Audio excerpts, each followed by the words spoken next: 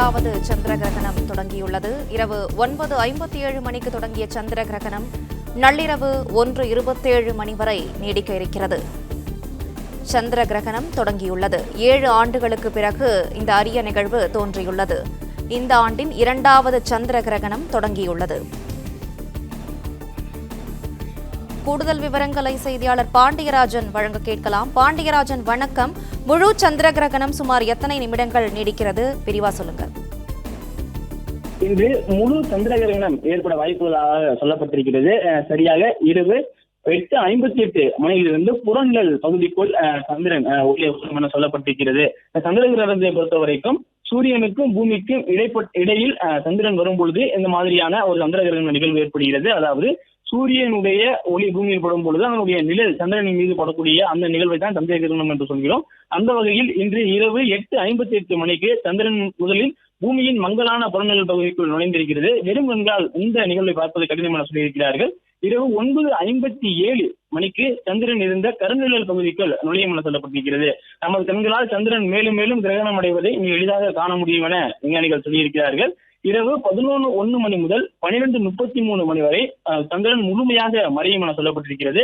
முழுமையாக மறையும் என்பதன் பொருள் அடர் சிவப்பு நிறத்தில் காட்சியளிக்கும் என சொல்லப்பட்டிருக்கிறது.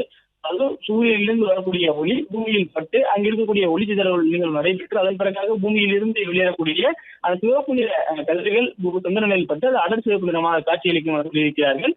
அதிகாலை 1:26 மணிக்கு சந்திரன் கருநிழல் பகுதியை முழுவதுமாக விட்டு வெளியேறும் என சொல்லப்பட்டிருக்கிறது.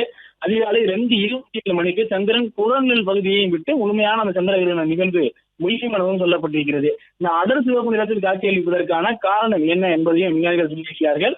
நமது வளிமண்டலத்தில் இருந்து சூரிய ஒளி விலகுவதால் சந்திரன் வானத்தில் முழுமையாக மறைவதற்கு பதிலாக அடர் சிவப்பு நிறத்தை கொண்டிருக்கும் என சொல்லப்பட்டிருக்கிறது.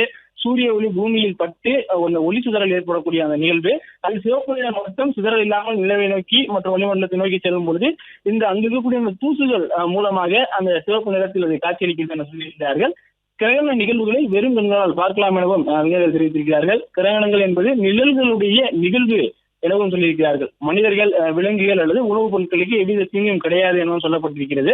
அடுத்த சந்திர கிரகணத்தை பொறுத்த வரைக்கும் டிசம்பர் 31, 2028 தான் முழு சந்திர கிரகணம் ஏற்படக்கூடியதற்கான வாய்ப்பு இருப்பதாகவும் விஞ்ஞானிகள் தெரிவித்திருக்கிறார்கள்.